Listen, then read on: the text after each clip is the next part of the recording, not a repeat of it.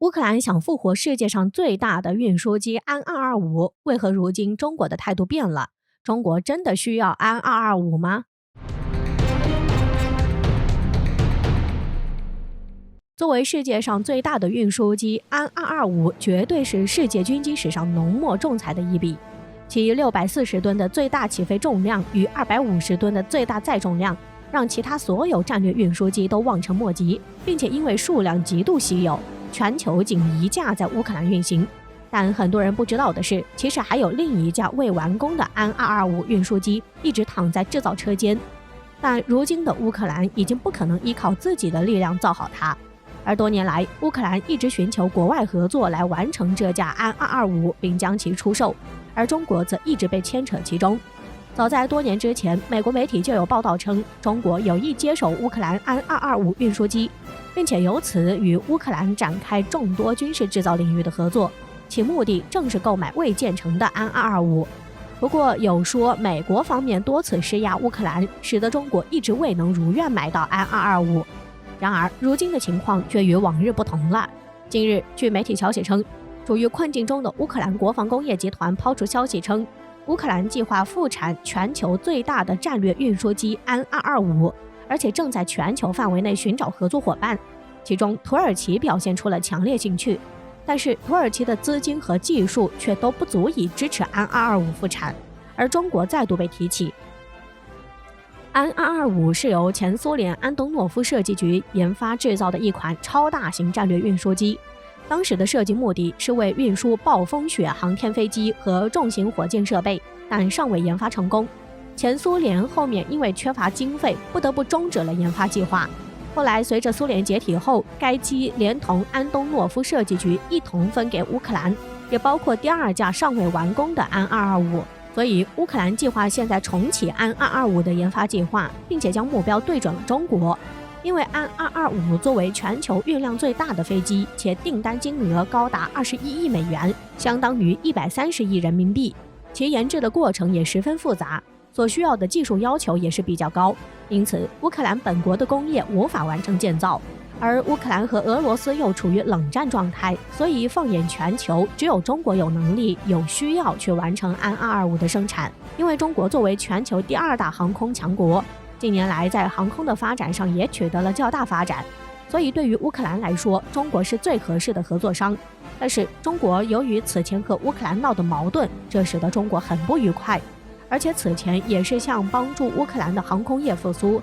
为其提供发展的生机和动力。但是乌克兰却毫不珍惜，反而是联合美国一起来坑中国，完全不顾国际的道义，这是不能容忍的。那么这是怎么回事呢？接下来我们一起来看看。我们都知道，飞机发动机这项高新技术一直都掌握在美国等西方等发达国家的手中。中国在发动机的技术上，常年来一直受到美国和其他一些西方国家的技术封锁和打压，因此在飞机发动机的发展上十分缓慢，受到了很大的限制。所以就是因为以美国为首的发达国家对中国在飞机发动机上的封锁，也就说明了飞机发动机的战略重要性。因此中国也是在积极寻求打破美国在飞机发动机上的垄断地位，因此也是正在不断需求与其他国家的合作。然而此前乌克兰与俄罗斯彻底闹僵，成了死对头，这样所导致的结果就是马达西奇一下子就失去了最大的客户，这就是给马达西奇公司的发展带来了巨大的困境，而且甚至是面临濒临破产的困境。这就使得马达西奇公司不得不向外求助，而这时中国就站了出来，抓住了这样的机遇。因为中国正好需要发动机技术，而且马达西奇也参与了安225的生产，这样能让中国有机会弄到安225的技术，以便可以造出大型运输机。中国有了这计划后，便开始实施计划，而且在乌克兰国防工业集团的牵线搭桥下，在2016年，马达西奇与中国企业北京天骄达成收购协议，中国企业将用2.5亿美元收购马达西奇，从而能够占有马达西奇共56%的股份。然而这本来是一件顺理成章的事儿，但是这件看似很好的一件事儿却被美国给搅乱了。原来美国暗地的在乌克兰挑起颜色革命，这样的后果就是使乌克兰本国的经济一落千丈，这时，美国就采取其一贯的伎俩，就是以装好人的方式来胁迫乌克兰，假意答应给乌克兰援助。而美国实际的目的，则是为了阻止马达西奇和中国企业的合作，而在其中从中作梗，以此来达到阻止中国收购马达西奇的目的。而对于美国这样的从中作梗，乌克兰政府肯定是支持的，而且选择站队美国，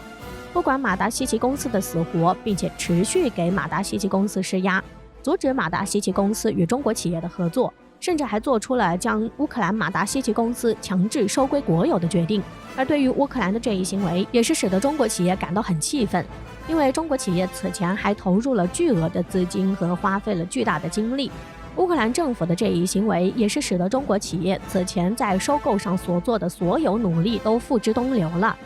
但是对于乌克兰政府这样的行为，真的就是打着国家政府的旗号，干着合法抢劫的勾当，也是为国际社会所不耻的，也会受到国际社会的谴责。完全没有在诚信和互惠互利的前提上，